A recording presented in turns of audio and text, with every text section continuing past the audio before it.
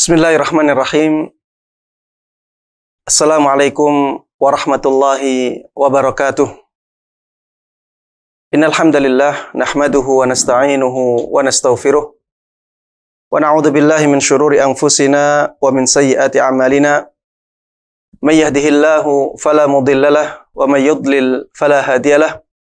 Wa asyhadu an la ilaha illallah wahdahu la syarikalah wa asyhadu anna Muhammadan 'abduhu wa rasuluh. Sallallahu alaihi wa ala alihi wa sahbihi wa man tabi'ahum bi ihsanin ila yaumil liqa'i. Para jemaah sekalian, kaum muslimin dan kaum muslimat rahimani wa rahimakumullah. Alhamdulillah, pada kesempatan yang baik ini, di hari yang mulia ini, Allah Subhanahu wa taala memudahkan kepada kita untuk bisa bertemu dalam kajian ilmu. Mudah-mudahan Allah Subhanahu wa taala menjadikan kita semuanya orang-orang yang bisa ikhlas dalam melakukan kegiatan yang mulia ini. Yang mudah-mudahan dengan keikhlasan tersebut Allah Subhanahu wa taala menjadikan kita mendapatkan ilmu yang bermanfaat, ilmu yang berkah, ilmu yang bisa memberikan kebaikan, kemuliaan, dan kebahagiaan kepada kita semuanya di dunia ini dan di akhirat nanti. Salawat dan salam semoga selalu terlimpahkan dan tercurahkan kepada Nabi yang sangat kita cintai, Nabi yang selalu kita junjung tinggi, Nabi yang selalu kita taati, selalu kita percayai, Nabi Agung Muhammad sallallahu alaihi wasallam. Mudah-mudahan salawat dan salam tersebut juga terlimpahkan kepada seluruh keluarga beliau, seluruh sahabat beliau, dan seluruh kaum muslimin yang mengikuti beliau dan para sahabatnya dengan baik hingga hari akhir nanti. Ikhwati wa akhwati fillah rahimani wa rahimakumullah. Pada kesempatan kali ini kita akan membahas tentang tema yang sangat baik untuk kita bahas, untuk kita ketahui, dan sangat pas dengan keadaan di hari-hari ini ketika Nabi Shallallahu Alaihi Wasallam dilecehkan. Pelecehan, penghinaan, dan tindakan mengolok-ngolok para nabi merupakan tindakan yang biasa dilakukan oleh orang-orang kafir.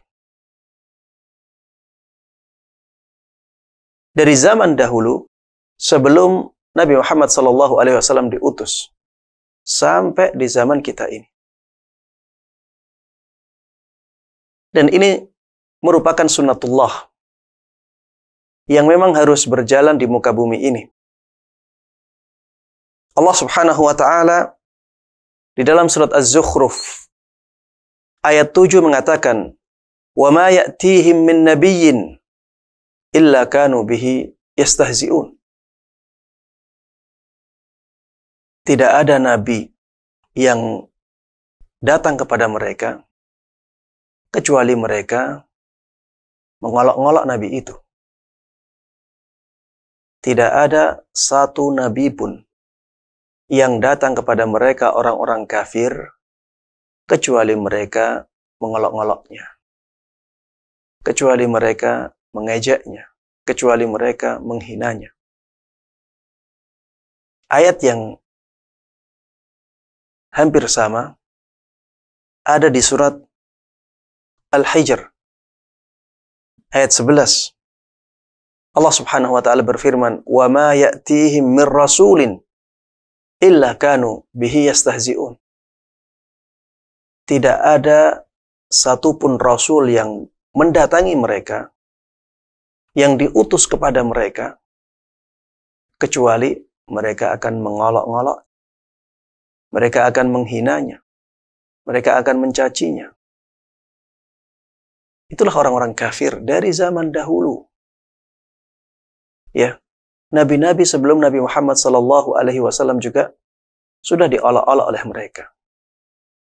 Sehingga tidak heran apabila di hari-hari ini orang-orang kafir itu mengolok-ngolok Nabi kita Muhammad SAW. baik dengan ucapan, ataupun dengan karikatur, ataupun dengan tulisan, ataupun dengan media-media yang lainnya. Mereka akan terus mengolok-ngolok Nabi kita Muhammad sallallahu alaihi wasallam karena memang mereka sangat benci kepada Nabi kita Muhammad sallallahu alaihi wasallam. Qad badatil baghdha'u min afwahihim wa ma tukhfi suduruhum akbar. Allah Subhanahu wa taala berfirman, kemurkaan mereka telah nampak di lisan-lisan mereka. Dan apa yang mereka sembunyikan di hati mereka, di dada-dada mereka lebih dahsyat lagi. Orang-orang kafir tersebut memang sangat membenci Nabi kita Muhammad sallallahu alaihi wasallam. Yang tampak di lisan mereka, di karikatur mereka, di tulisan mereka itu hanya sebagian saja. Yang mereka sembunyikan di hati mereka jauh lebih dahsyat. Itu kata Allah Subhanahu wa taala yang mengetahui segala sesuatu. Maka jangan heran apabila mereka mengolok-olok Nabi kita sallallahu alaihi wasallam. Dahulu orang-orang kafir Quraisy, musuh-musuh Nabi kita Muhammad sallallahu alaihi wasallam juga mengolok-olok Nabi kita. Dan itu kebiasaan mereka. Mereka mengatakan Nabi kita itu gila. Ya. Kalau kita cari kata gila di dalam Al-Quran, majnun, kita akan mendapatkan banyak. Kita akan mendapatkan kata-kata itu banyak di dalam Al-Quran. Dan ayat-ayat yang menjelaskan tentang majnun, ya, tentang kegilaan, itu menjelaskan tentang celaan orang-orang kafir kepada para nabi-nabi Allah. Di antaranya Nabi kita Muhammad sallallahu alaihi wasallam. Seperti misalnya di surat Al-Hijr, ya, ayat 6. Allah Subhanahu wa taala menceritakan tentang perkataan mereka orang-orang kafir yang mengolok-ngolok Nabi.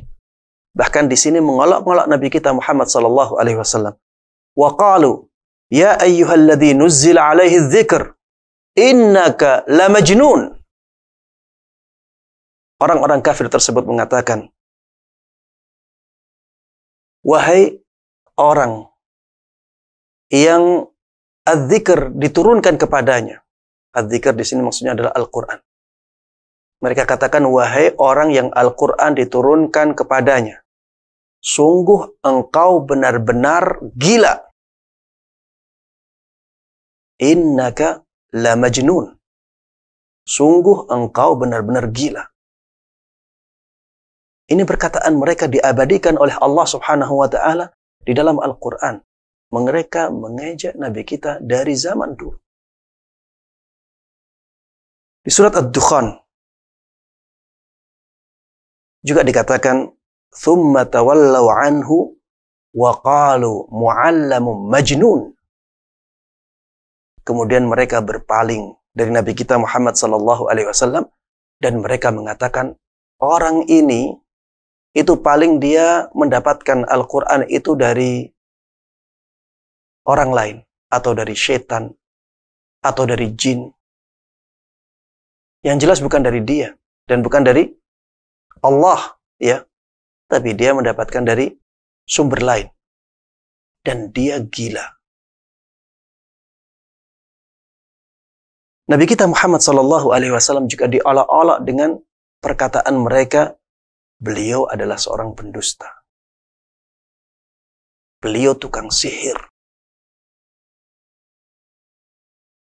Coba lihat di surat As-Sad ayat 4. Allah Subhanahu wa taala berfirman, wa ajibu an ja'ahum mundhirum minhum wa qala al-kafiruna hadza sahirun kadzdzab. Orang-orang kafir tersebut mereka heran ketika datang kepada mereka seorang yang memberikan peringatan kepada mereka. Dan mereka mengatakan, Hadza sahirun kadzdzab. Orang ini itu tukang sihir yang dia selalu berdusta. Sudah tukang sihir, masih pendusta. Ini olok-olokan mereka terhadap Nabi kita Muhammad sallallahu alaihi wasallam ada di dalam Al-Qur'an. Coba lihat di Adz-Dzariyat ayat 52. Allah Subhanahu wa taala berfirman, "Kadzalika ma atal ladzina min qablihim min rasulin illa qalu sahirun aw majnun." Seperti itulah, tidaklah seorang rasul datang kepada mereka kecuali mereka mengatakan bahwa rasul itu tukang sihir, atau mereka mengatakan bahwa rasul itu orang gila. Setiap datang rasul kepada mereka orang-orang kafir selalu mereka mengolok-oloknya. Selalu mereka mengejeknya. Ya. Dikatakan tukang sihir yang menyihir orang-orang. Tukang sihir yang sukanya berdusta kepada orang-orang. Tukang sihir yang sukanya memperbudak orang, mempermainkan orang. Atau dikatakan bahwa dia adalah orang gila. Itulah kebiasaan orang-orang kafir, dan ini ya selalu mereka lakukan kepada setiap rasul yang Allah utus kepada mereka. Dan subhanallah, di dalam Al-Quran Allah membantah sendiri tentang tuduhan ini. Tuduhan bahwa Rasulullah Sallallahu Alaihi Wasallam adalah orang yang gila. Allah bantah. Dan tidak hanya dalam satu ayat, dalam beberapa ayat Allah membantah bahwa Rasulullah Sallallahu Alaihi Wasallam itu orang gila. Subhanallah. Padahal tuduhan gila ini tuduhan yang jauh, ya, jauh dari kenyataan, sangat jauh sekali. Yang melihat Rasulullah Sallallahu Alaihi Wasallam tidak akan mempercayai bahwa beliau adalah orang yang gila. Tapi lihat bagaimana Allah Subhanahu Wa Taala tetap memberikan bantahan kepada mereka.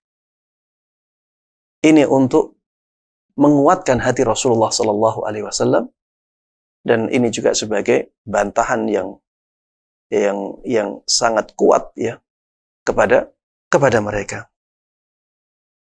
Coba lihat di surat Al-A'raf ayat 184 ya. Dan ini juga hampir sama dengan ayat di surat Saba ya. Di surat Al-A'raf ayat 184 Allah Subhanahu wa taala berfirman, "Awalam yatafakkaru ma bi sahibihim min jinnah." Tidakkah mereka berpikir bahwa sahabat mereka itu, yaitu Nabi kita Muhammad sallallahu alaihi wasallam, tidak gila sama sekali. Tidak ada sifat gila sama sekali pada diri dia. Coba lihat ya, Allah Subhanahu wa taala sampai menjelaskan seperti ini. Allah bela nabinya. Padahal tanpa pembelaan Allah Subhanahu wa taala, masyarakat awam sudah jelas bahwa beliau bukanlah orang yang gila, tapi Allah bela agar Rasulnya Sallallahu Alaihi Wasallam kuat hatinya. Dan ini menunjukkan betapa banyaknya olok-olokan mereka kepada Nabi kita Muhammad Sallallahu Alaihi Wasallam. Awalam yatafakkaru ma bi sahibihim min jinnah.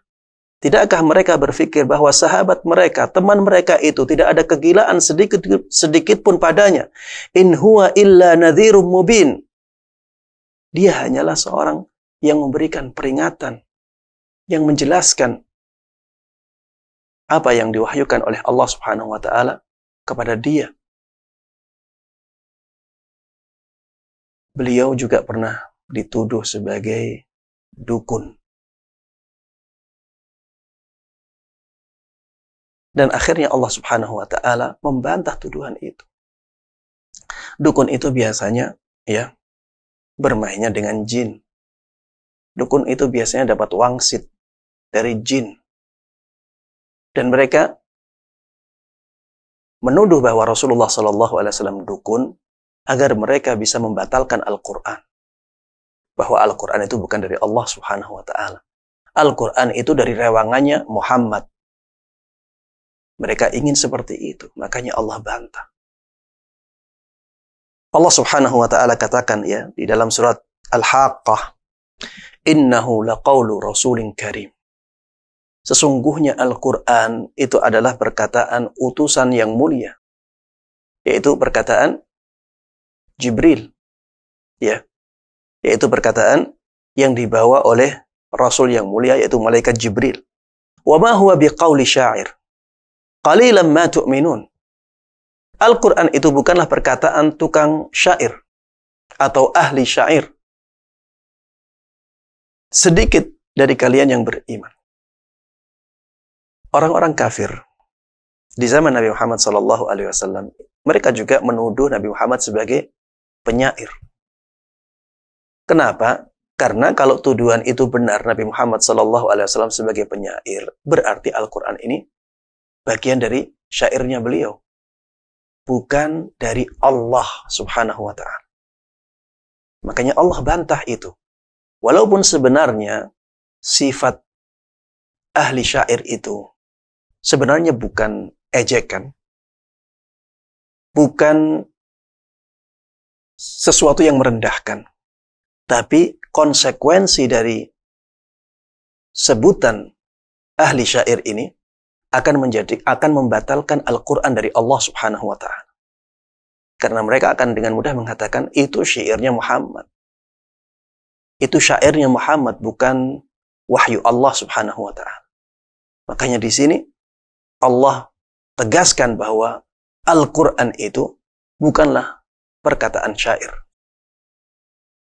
Wala biqauli kahin, qalilan ma tadhakkarun. Dan Al-Quran itu bukan perkataan dukun.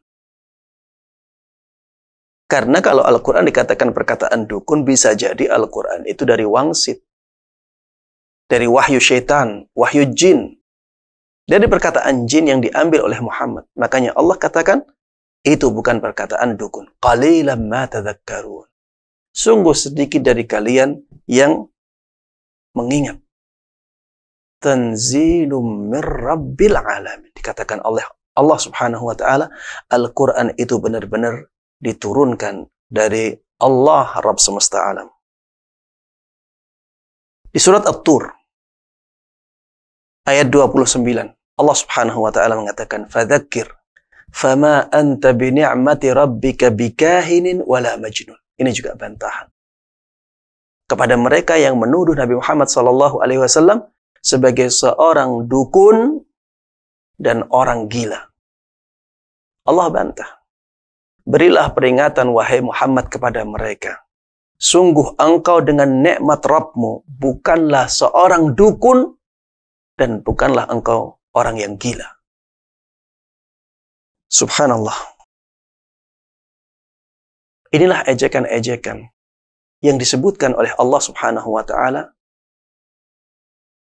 di dalam Al-Quran kepada Nabi kita Muhammad Sallallahu Alaihi Wasallam yang sangat kita cintai dan sangat kita muliakan. Dan saking banyaknya ejekan-ejekan tersebut, bulian-bulian kepada Nabi Muhammad Sallallahu Alaihi Wasallam, ya, beliau sebagai manusia biasa, hatinya merasa terganggu, hatinya merasa tertekan, dan itulah yang disebutkan oleh Allah Subhanahu wa Ta'ala di dalam surat Al-Hijr.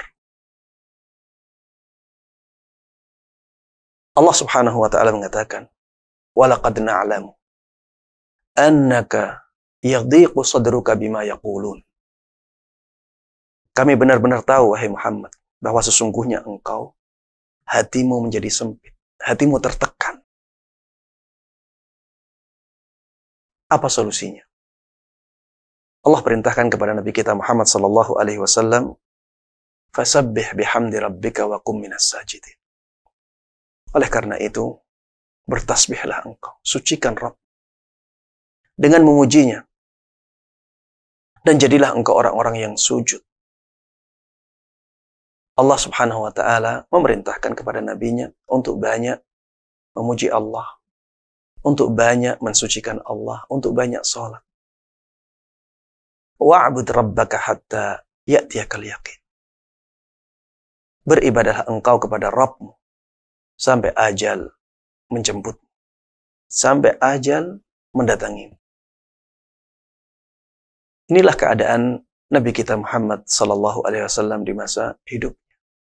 Sudah banyak celaan, olok-olokan, penghinaan, pelecehan kepada beliau saat beliau masih. Dan itu akan terus terjadi, akan terus dilakukan oleh orang-orang kafir, ya. Sampai nanti, ya, sampai hari kiamat nanti. Tapi yang harus kita pahami juga bahwa apapun yang dilakukan oleh orang-orang kafir untuk menghinakan Nabi kita Muhammad sallallahu alaihi wasallam itu tidak akan bermanfaat sedikit pun. Tidak akan menjadikan Nabi kita menjadi hina. Tidak akan sama sekali. Tidak akan mengurangi kemuliaan Nabi kita Muhammad sallallahu alaihi wasallam sedikit pun. Nabi kita Muhammad sallallahu alaihi wasallam tetap menjadi orang yang paling mulia. Bahkan tetap menjadi makhluk Allah yang paling mulia. Sebagaimana dikatakan oleh banyak ulama salaf. Walaupun diejek oleh mereka dengan ejekan apapun, tetap beliau adalah makhluk Allah yang paling mulia. Yang paling tinggi kedudukannya. Tetap beliau adalah orang yang akan menjadi penghulu manusia. Ana sayyidu waladi Adam wala fakhr. Kata beliau, aku adalah penghulunya semua anak Adam. Dan aku tidak sedang membanggakan diri. Aku tidak sedang sombong. Tapi memang kenyataannya seperti itu. Tetap beliau menjadi orang yang dicintai oleh Allah Subhanahu wa Ta'ala dengan tingkat kecintaan yang paling tinggi, yaitu khullah. Beliau menjadi Khalilullah sebagaimana Nabi Ibrahim menjadi Khalilullah. Walaupun orang-orang kafir menghina beliau, mencela beliau dengan apapun, tetap beliau menjadi orang yang dicintai oleh Allah Subhanahu wa Ta'ala dengan derajat kecintaan yang paling tinggi. Beliau tetap menjadi manusia yang paling tinggi akhlaknya. Dan orang yang paling tinggi akhlaknya adalah orang yang paling mulia. Wa innaka la'ala khuluqin 'adzim. Sesungguhnya engkau benar-benar berada di atas akhlak yang sangat agung. Walaupun dicela oleh orang-orang kafir. Tidak mempengaruhi sedikit pun kenyataan ini. Dan beliau adalah orang yang paling banyak pengikutnya. Silahkan orang-orang kafir mencela Rasulullah sallallahu alaihi wasallam. Dengan celaan apapun. Beliau akan menjadi orang yang paling banyak pengikut. Dan itu akan terbukti di akhirat nanti. Rasulullah sallallahu alaihi wasallam sudah jelaskan itu. Nantinya di hari kiamat. Para nabi akan digiring bersama pengikutnya. Ada yang bersama sekelompok besar orang. Ada yang bersama 2 orang. Ada yang bersama 1 orang. Ada yang tidak ada pengikutnya sama sekali. Ada yang pengikutnya besar. Ternyata itu adalah pengikutnya Nabi Musa. Dan ada yang lebih besar lagi. Itulah pengikutnya Nabi kita Muhammad sallallahu alaihi wasallam.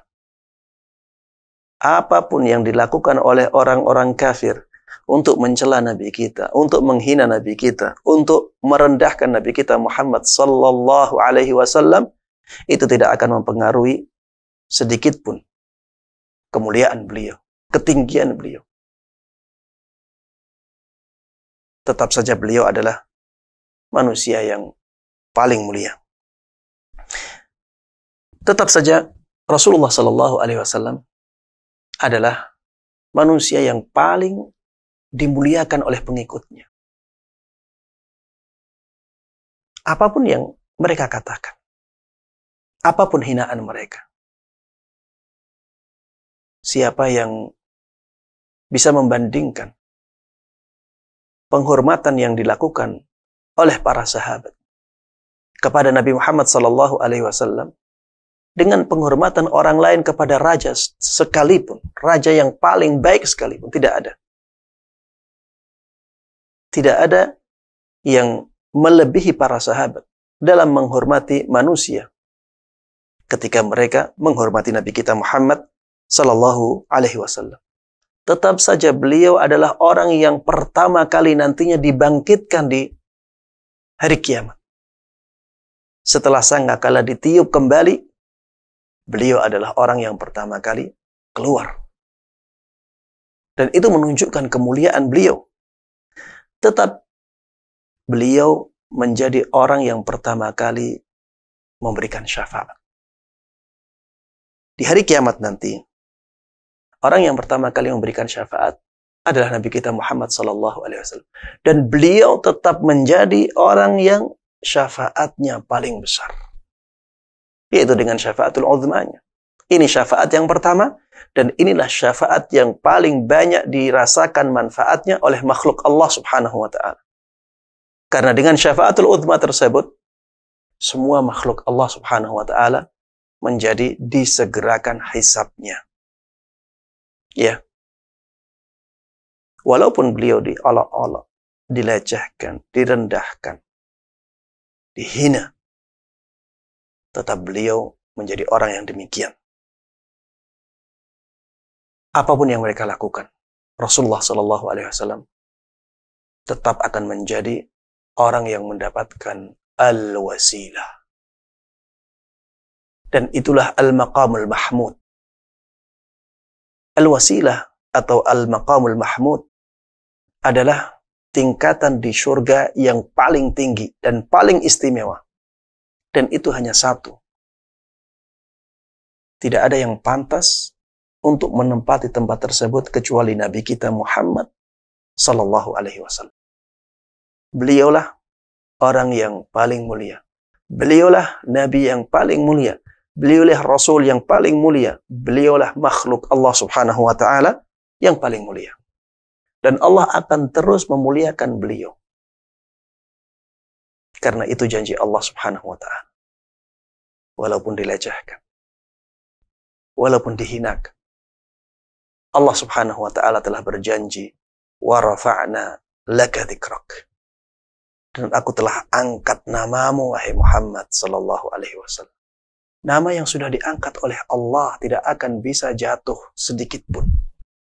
Allah yang maha berkuasa atas segala sesuatu. Ada orang yang mencemooh di sana, maka akan tumbuh sejuta orang yang memuji Rasulullah sallallahu alaihi wasallam. Bahkan akan datang orang-orang kafir yang mengingkari perbuatan orang tersebut. Makanya, ya, kita harus sadar akan hal ini. Apapun yang mereka lakukan tidak akan membahayakan Rasulullah sallallahu alaihi wasallam. Tidak akan berpengaruh buruk terhadap Rasulullah sallallahu alaihi wasallam. Bahkan itu akan berpengaruh buruk kepada mereka. Karena Allah Subhanahu wa Ta'ala tidak akan membiarkan keadaan ini. Lihatlah ya, di dalam Al-Quran banyak ancaman-ancaman bagi mereka yang menghinakan para nabi, bagi mereka yang menghinakan para rasul, bagi mereka yang menghinakan orang-orang yang dimuliakan oleh Allah Subhanahu wa Ta'ala itu. Di surat Yasin ayat 30, Allah Subhanahu wa Ta'ala berfirman, "Ya hasratan 'alal 'ibad ma ya'tihim min rasulin illa kanu bihi yastahzi'un." Alangkah besarnya penyesalan pada hamba-hamba itu. Alangkah besarnya penyesalan pada orang-orang itu, orang-orang yang selalu mengolok-ngolok setiap rasul yang datang kepada mereka. Karena mereka akan dihukum oleh Allah Subhanahu wa Ta'ala. Bahkan di dunia sebelum di akhirat. Mereka akan dihinakan oleh Allah Subhanahu wa Ta'ala.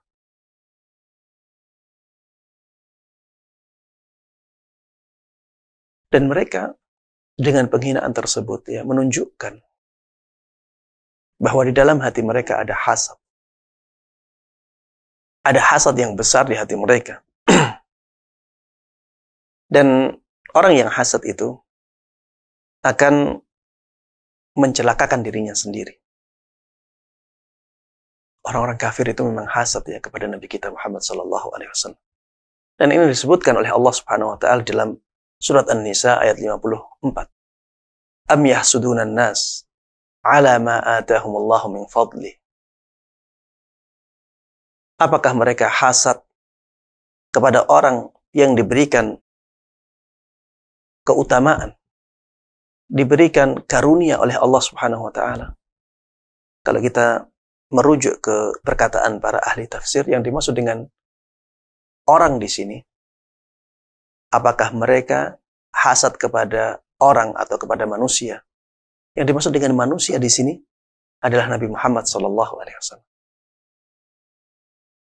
Apakah mereka hasad kepada Nabi Muhammad SAW atas karunia yang Allah berikan kepada dia? Orang-orang kafir demikian. Mereka hasad kepada Nabi kita Muhammad SAW. Dan orang yang hasad akan mencelakakan dirinya sendiri. Hatinya menjadi sakit.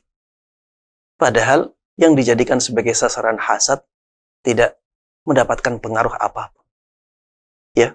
Dan hati yang sakit itu akan menjadikan lahir yang sakit juga.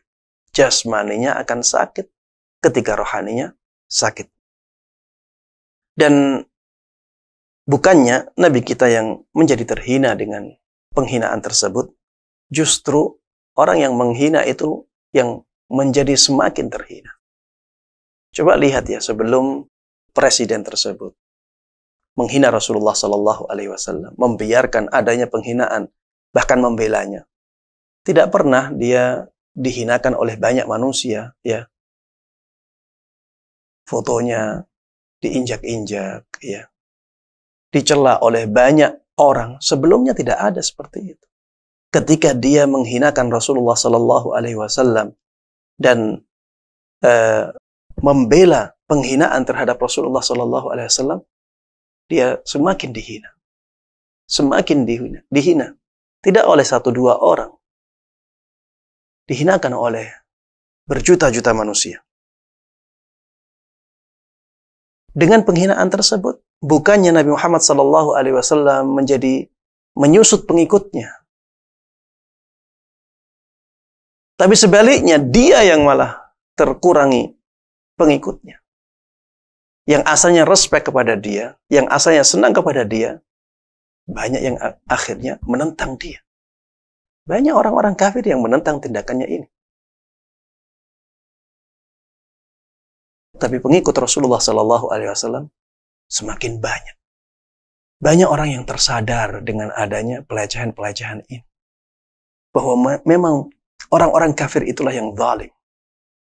Banyak yang akhirnya penasaran dengan kepribadian Rasulullah SAW.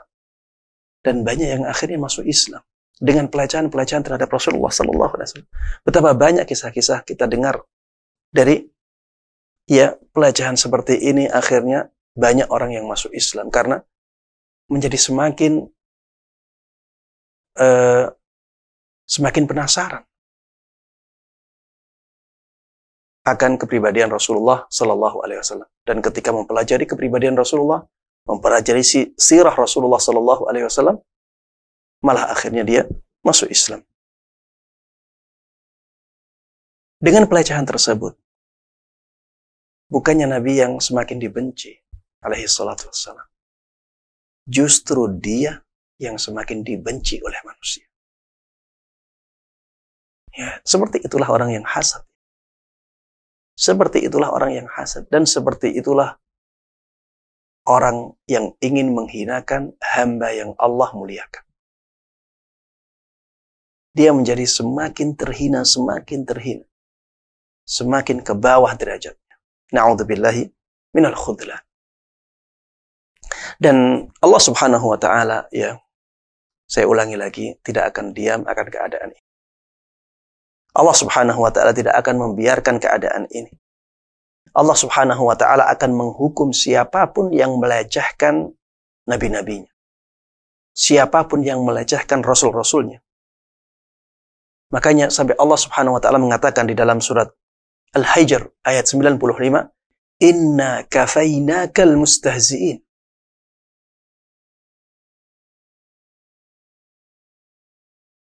Ayat ini menjelaskan tentang keadaan peristiwa di zaman Nabi Muhammad SAW. Beliau ketika itu ya diolok-olok, dihinakan, diejek oleh pemuka-pemuka kaum Quraisy. Ahli tafsir mengatakan mereka ada 5. Ya, ada Al-Walid ibn Mughirah, ada Al-As ibn Wa'il, ya. Ada Al-Aswad ibn Al-Muttalib, ada Al-Aswad ibn Abdi Yaguth, ada Al-Harith ibn Talatilah. Mereka 5 pemuka kaum kafir Quraisy. Mereka selalu mengolok-olok Rasulullah sallallahu alaihi wasallam. Maka Allah Subhanahu wa Ta'ala mengatakan, Inna kafainakal mustahzi'in. Sungguh cukuplah kami, wahai Muhammad, yang mengurus para penghina itu.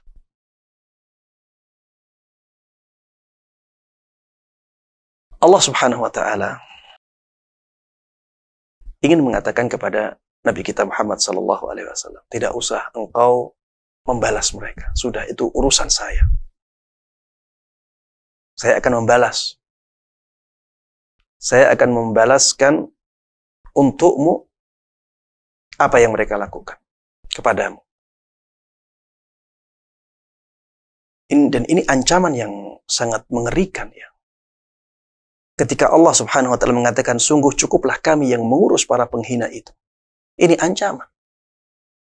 Dan sebagian ulama mengatakan ketika ancaman ini diancamkan kepada 5 pemuka kaum kafir Quraisy, dan akhirnya itu terjadi. 5 orang ini akhirnya mati dalam satu waktu. Dalam satu hari mereka mati semuanya. Kalau pemuka kafir Quraisy saja bisa dengan mudah dibinasakan oleh Allah Subhanahu wa Ta'ala, apalagi yang di bawahnya mereka.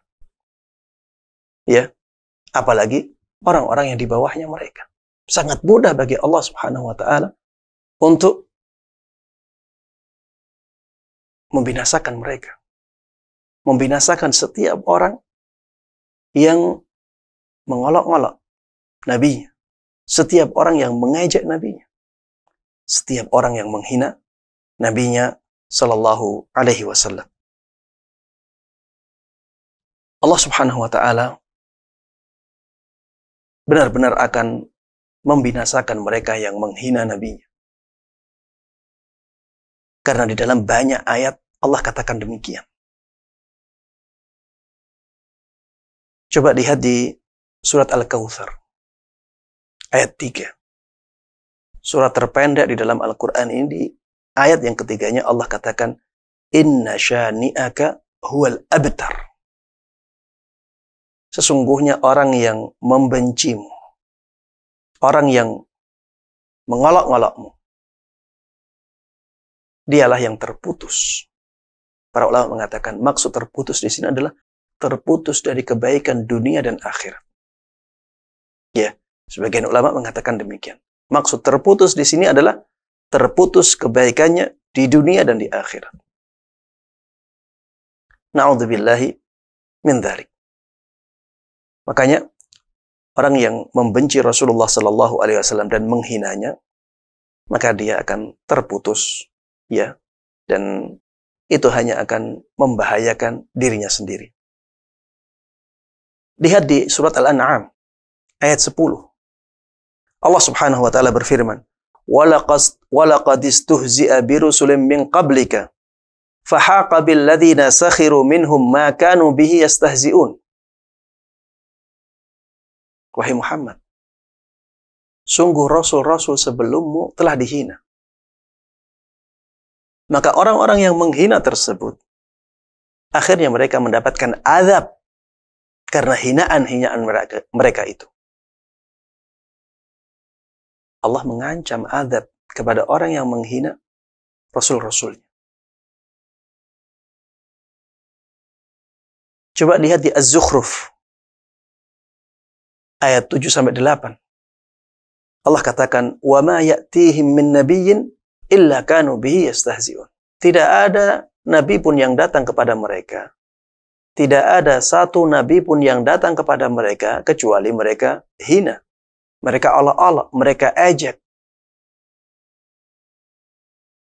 Allah Subhanahu wa taala setelah itu mengatakan, "Fa ahlakna ashadda minhum batsha wa madha mathalul awwalin." Maka sungguh kami telah membinasakan orang-orang yang lebih hebat dari mereka. Dan telah datang permisalan-permisalan atau pelajaran-pelajaran berharga dari kaum-kaum yang telah lalu. Di sini juga Allah mengancam siapapun yang menghina Nabi, maka dia akan dibinasakan oleh Allah Subhanahu wa ta'ala. Inilah sesuatu yang sangat mengerikan ya bagi orang-orang yang beriman.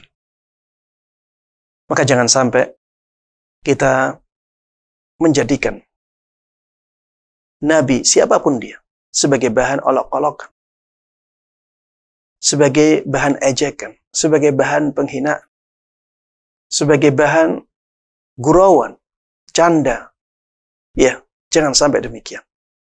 Karena ancamannya sungguh sangat mengerikan. Ketika kita tahu bahwa penghinaan, pelecehan kepada Nabi itu sunnatullah.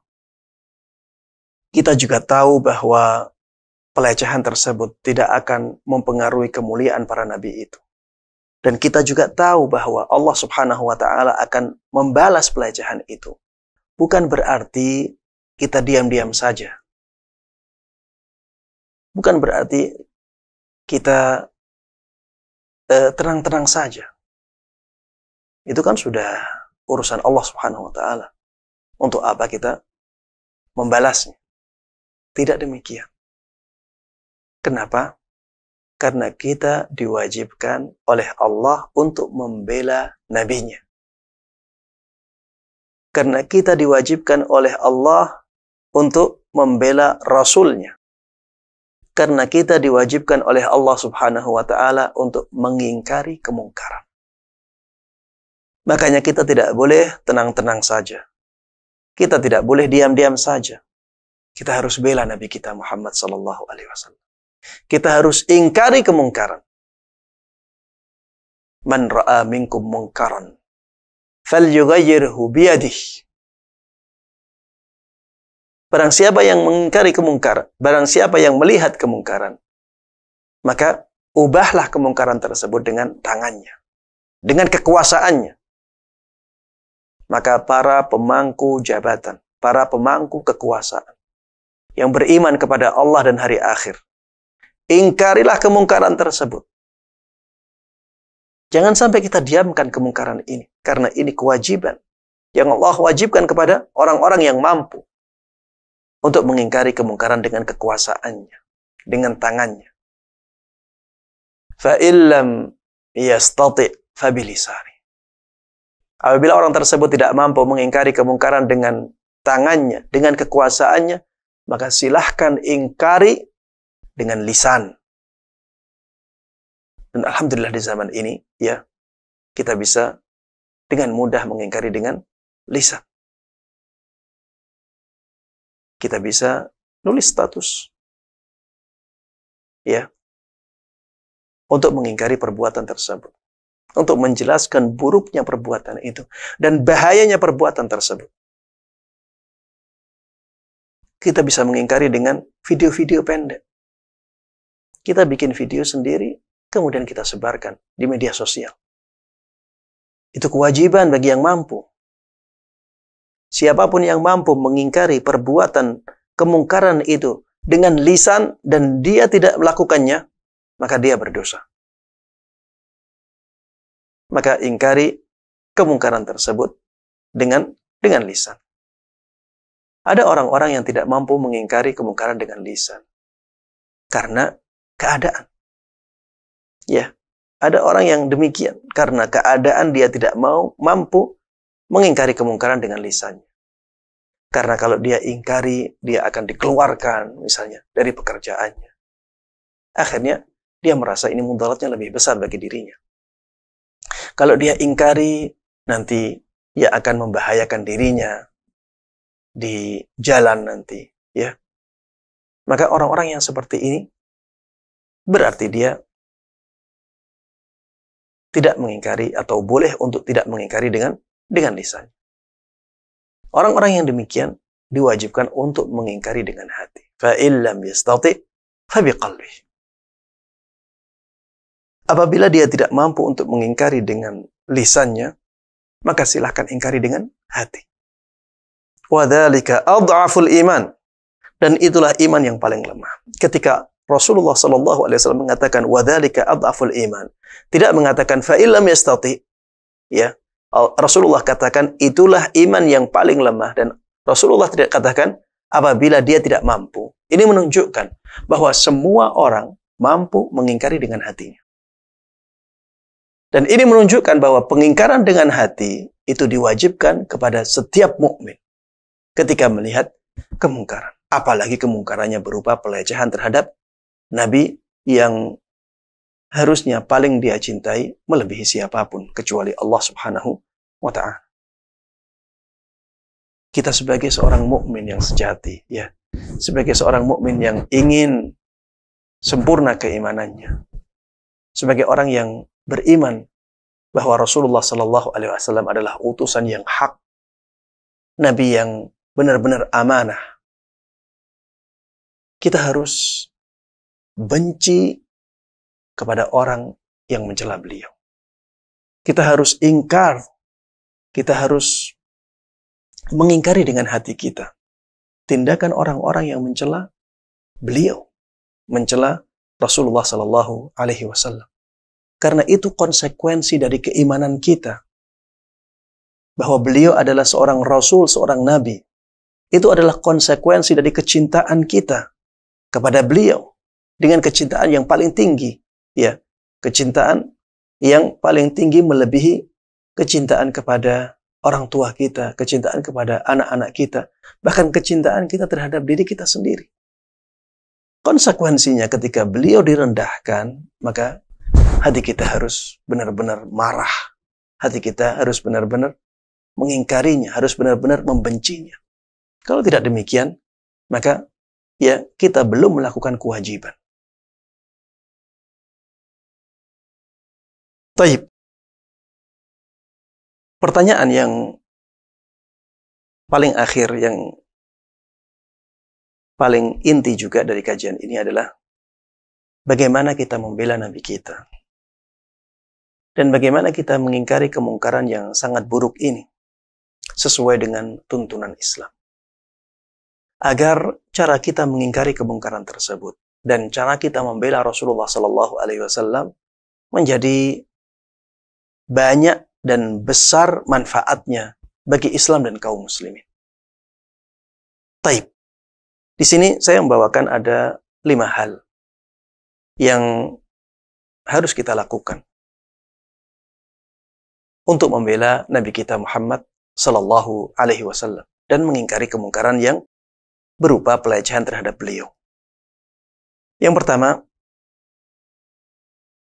ingkarilah kemungkaran ini sesuai dengan kemampuan kita. Sebagaimana saya sebutkan tadi. Kita kemampuannya di mana? Kembali kepada diri masing-masing. Karena setiap orang itu punya kemampuan yang berbeda-beda. Yang mampu mengingkari kemungkaran dengan kekuasaannya, itu yang harus dia lakukan. Itu kewajiban dia.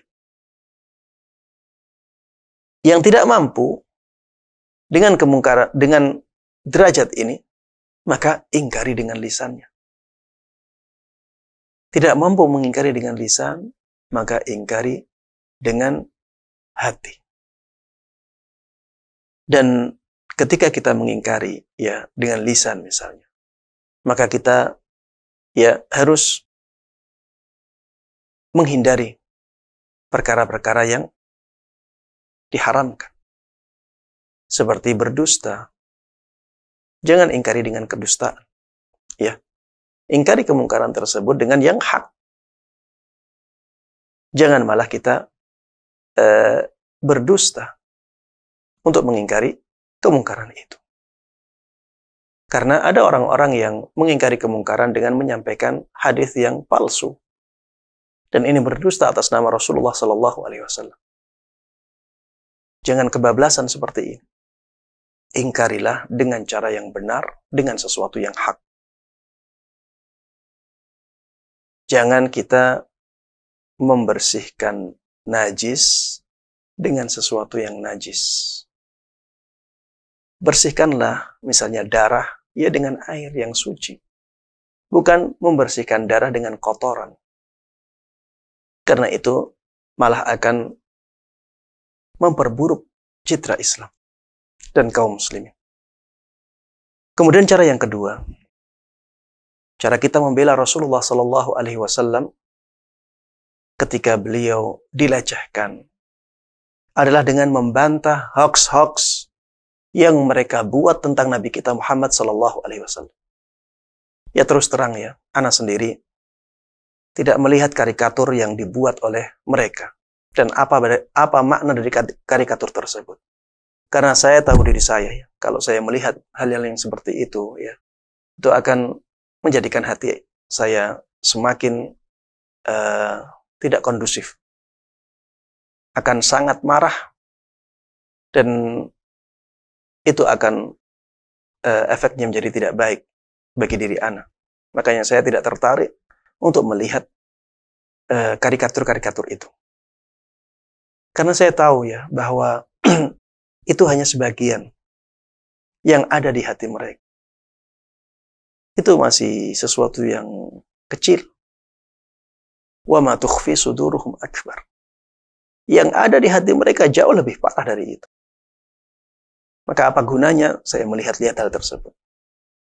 Memang kenyataannya orang-orang kafir, mereka sangat membenci Nabi kita Muhammad SAW karena karunia yang sangat agung sekali dari Allah Subhanahu wa taala yang diberikan kepada beliau. Makanya banyak orang yang hasad. Am yahsudunan nasa ala ma atahumullahu min fadlih. Apakah mereka hasad kepada manusia, kepada Nabi Muhammad SAW yang Allah berikan karunia kepadanya? Untuk apa kita hasad? Ya, itulah keadaan mereka. Saya tidak tertarik sedikit pun untuk melihat karikatur itu. Karena tidak ada gunanya. Tapi yang jelas, kita tahu bahwa mereka sangat membenci Nabi kita Muhammad SAW. Kalau kita bisa membantah hoax-hoax yang mereka lontarkan tentang Nabi kita Muhammad SAW, maka bantahlah itu. Itu menjadi amal yang sangat mulia bagi kita. Membela Rasulullah SAW. Kemudian yang ketiga, perjuangkan sunnah beliau. Jangan sampai ejekan-ejekan tersebut. Jangan sampai olok-olokan tersebut. Jangan sampai penghinaan-penghinaan itu menjadikan kita berhenti untuk memperjuangkan apa yang diperjuangkan oleh Nabi kita Muhammad SAW. Sebagaimana dahulu mereka berusaha untuk menghentikan perjuangan beliau dengan olok-olokan itu, dan Rasulullah SAW tidak berhenti untuk memperjuangkan dakwahnya. Maka kita juga demikian. Walaupun Rasulullah SAW dihinakan, dilecehkan, walaupun Rasulullah SAW diolok-olok dengan apapun, kita tetap memperjuangkan apa yang diperjuangkan oleh Rasulullah SAW, yaitu tauhid dan sunnah.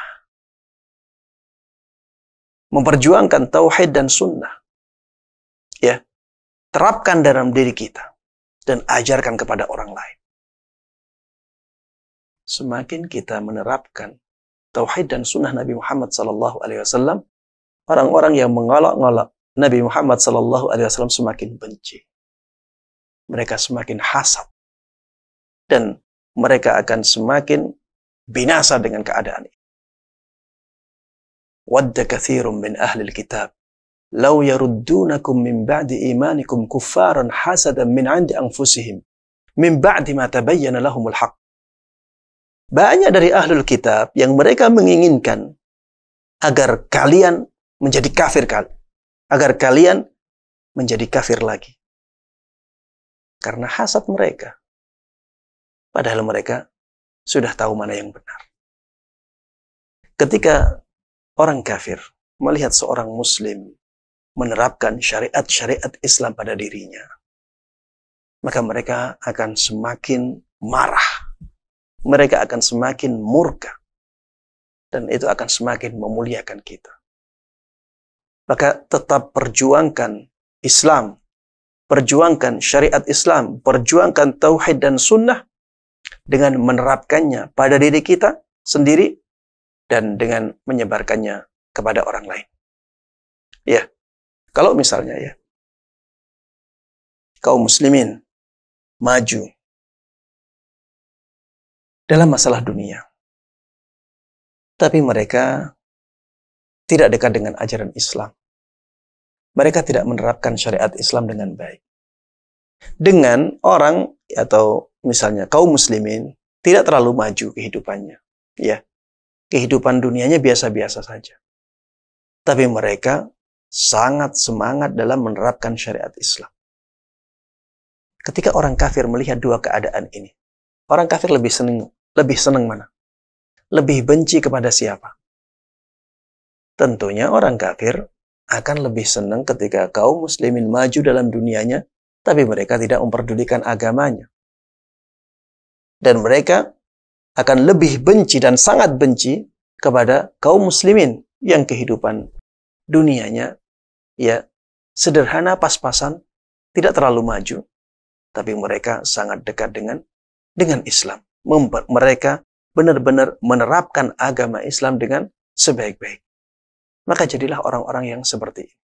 Orang-orang yang memperjuangkan agama Islam dengan sebaik-baiknya, memperjuangkan sunnah Nabi Muhammad SAW, memperjuangkan tegaknya tauhid, ya, dan itu akan menjadikan kita mulia di dunia. Kehidupan dunia kita akan menjadi baik, kehidupan akhirat kita juga akan menjadi baik. Kemudian yang keempat, untuk membela kemuliaan Nabi kita Muhammad SAW, semangatlah untuk menyampaikan sejarah kehidupan beliau. Itulah yang disebut dengan sirah Nabi. Semangatlah untuk menyebarkan sirah Nabi Muhammad SAW agar masyarakat dunia ini mereka tahu sisi-sisi indah dari kehidupan Nabi kita Muhammad SAW. Mereka tahu kemuliaan-kemuliaan Nabi kita Muhammad SAW. Bagaimana akhlak beliau, bagaimana kesantunan beliau, bagaimana tanggung jawab beliau, bagaimana kepemimpinan beliau, bagaimana keadilan beliau. Ini harus kita sampaikan kepada masyarakat dunia. Ya, dan ini termasuk bentuk pembelaan kita kepada Nabi kita Muhammad SAW. Kalau ada yang mengatakan, Ustadz, sirah Nabi dari awal sampai akhir itu panjang sekali, Ustadz. Itu membutuhkan waktu yang banyak, waktu yang panjang, dan biasanya orang-orang itu tidak tahan untuk melihat atau mendengar dalam waktu yang panjang itu. Maka kita katakan, kalau tidak bisa seperti itu, sudah, sampaikan saja kemuliaan-kemuliaan beliau. Sampaikan saja keistimewaan-keistimewaan beliau kepada masyarakat. Satu kemuliaan sampaikan dengan dalil-dalilnya. Kemuliaan lagi sampaikan dengan dalil-dalil. Sehingga orang-orang tahu bagaimana mulianya Rasulullah SAW, dan orang-orang menjadi yakin bahwa tuduhan-tuduhan dusta ya yang dialamatkan kepada beliau adalah tuduhan-tuduhan yang benar-benar zalim, ya. dan mereka bisa lebih dekat kepada Islam. Taib. Yang terakhir, untuk membela kemuliaan Rasulullah Sallallahu Alaihi Wasallam bisa dengan memboikot produk negara itu. Dan memboikot produk dari sebuah negara ini sebenarnya adalah ranahnya para pemegang kekuasaan. Sebenarnya adalah ranah para pemegang kekuasaan. Kalau para pemegang kekuasaan menyerukan kita untuk memboikot produk negara itu, maka alhamdulillah, mari kita ikuti kebijakan itu. Dan itu akan sangat memukul mereka. Itu akan sangat memukul ekonomi mereka. Dan itu sesuatu yang sangat ditakuti oleh mereka. Karena mereka bukanlah orang-orang yang beriman, ya. Mereka lebih takut dunia daripada akhirat. Dan mereka sangat mengkhawatirkan kerugian duniawi daripada kerugian ukhrawi. Nah, karenanya kita bisa membela ya kemuliaan Nabi kita Muhammad SAW dengan cara boikot ini. Kalau ada yang bertanya, Ustadz, bagaimana dengan negara-negara yang tidak memberlakukan kebijakan memboikot produk negara itu? Apakah dibolehkan kita secara individual untuk memboikot produk negara itu? Karena semangat kita untuk membantu atau membela Nabi kita Muhammad Sallallahu Alaihi Wasallam. Maka jawabannya dibolehkan. Ya, jawabannya dibolehkan dan ini sudah difatwakan oleh sebagian ulama. Ya, di antaranya ulama dari negara Saudi yang sangat dalam ilmunya, Syekh Abdul Karim Al-Khudair. Beliau memfatwakan boleh untuk memboikot produk negara tertentu secara individual.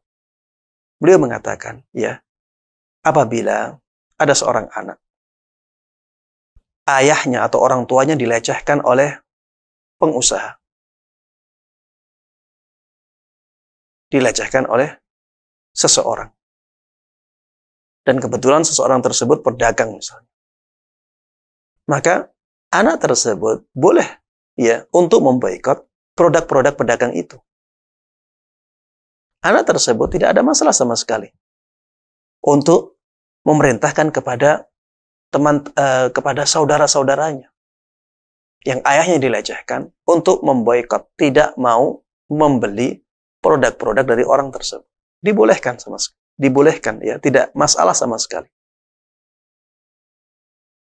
Ini berkaitan dengan ayah ya, yang tidak ya lebih kita cintai melebihi Rasulullah Sallallahu Alaihi Wasallam. Bagaimana kalau yang dijelajahkan adalah Rasulullah Sallallahu Alaihi Wasallam, yang jauh lebih kita cintai melebihi orang tua kita, melebihi anak-anak kita, bahkan melebihi diri kita sendiri. Kita rela berkorban untuk Rasulullah Sallallahu Alaihi Wasallam. Kita rela mengorbankan jiwa raga kita, harta kita untuk Rasulullah Sallallahu Alaihi Wasallam. Ketika Rasulullah Sallallahu Alaihi Wasallam seperti ini dilecehkan, kenapa kita tidak boleh untuk memboikot produk-produk negara itu? Ini yang disampaikan oleh Syekh Abdul Karim Al-Khudair. Dan fatwa yang sama juga disampaikan oleh Syekh Mustafa Al-Adawi. Ya. Dan ulama-ulama yang lainnya tentunya banyak, namun saya tidak tahu ya. Yang saya benar-benar mendengar ya fatwa dari Syekh Abdul Karim Al-Khudair dan juga fatwa dari Syekh Mustafa Al-Adawi, ulama besar dari Mesir. Wallahu ta'ala alam. Saya lebih condong ke pendapat ini, pendapat yang mengatakan tidak ada salahnya apabila orang sangat mencintai Rasulullah Sallallahu Alaihi Wasallam, kemudian dia ingin tidak membeli produk dari negara yang melecehkan kemuliaan Rasulullah Sallallahu Alaihi Wasallam, paling tidak untuk melemahkan ekonomi mereka. Paling tidak untuk mengurangi keuntungan dari sisi dunia yang mereka dapatkan. Kalau ada yang mengatakan, bukankah itu pengaruhnya kecil? apabila dilakukan secara individual. Maka kita katakan, kecil atau besarnya pengaruh, itu tidak mempengaruhi pilihan ini sama sekali. Bahwa ini pilihan yang dibolehkan, disyariatkan. Bukan pilihan yang diharamkan. Karena ini adalah wasilah. Ya, ini adalah wasilah atau sarana untuk membela Rasulullah Sallallahu Alaihi Wasallam. Dan hukum pada wasilah itu seperti hukum tujuannya. Ketika tujuannya disyariatkan dan wasilah itu pada asalnya dibolehkan, maka wasilah itu mengambil hukum tujuannya. Itulah yang dikatakan oleh para ulama, al-wasail laha ahkamul maqasid. Bahwa perantara itu mengambil hukum tujuannya. Sarana menuju sesuatu itu mengambil hukum tujuan dari sarana itu. Ya. Ketika tujuannya adalah membela Rasulullah Sallallahu Alaihi Wasallam dan sarananya pada asalnya dibolehkan, tidak membeli dari orang lain boleh tidak? Boleh. Sarananya dibolehkan, tujuannya baik, maka sarana tersebut mengambil hukum tujuannya. Ya. Kalau tujuannya merupakan sesuatu yang dianjurkan di dalam Islam, maka sarana itu menjadi sesuatu yang dianjurkan di dalam Islam. Namun, ya, catatan terakhir. Jangan sampai kita memaksa orang lain untuk memilih apa yang menjadi pilihan kita. Ketika kita memboikot secara individual, maka jangan paksa orang lain untuk memboikot juga. Jangan paksa, saya katakan jangan paksa, bukan jangan mengajak. Kalau hanya mengajak tidak ada masalah. Tapi kalau sampai memaksa, kalau dia tidak mau mengikuti kita, kemudian kita boikot dia, kita hajar dia, kita marahi dia, kita benci dia, ya jangan seperti itu. Ini pilihan, ya. Kalau ingin memboikot secara individual, maka jalan itu terbuka untuk kita. Tidak ada masalah sama sekali, tapi jangan memaksa orang lain. Jangan menuduh orang lain dengan tuduhan-tuduhan yang tidak baik. Oh, orang ini tidak mau membela Rasulullah Sallallahu Alaihi Wasallam karena dia membeli produk dari negara itu. Ya jangan seperti itu, ya. Karena ini pilihan, tidak ada yang mewajibkannya. Ya, wallahu taala a'lam.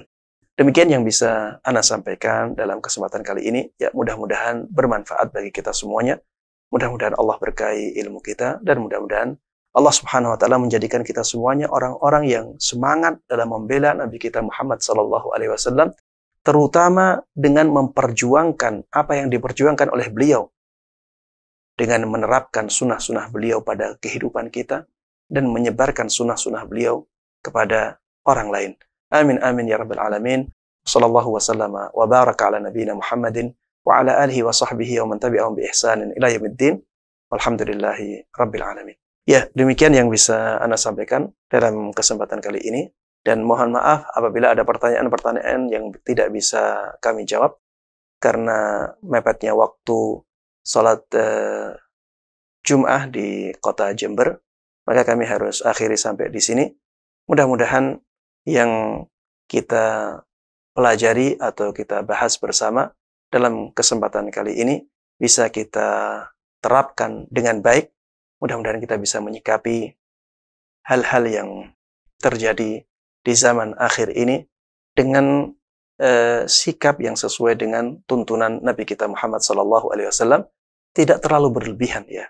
Tidak terlalu berlebihan dalam kecuekan kita.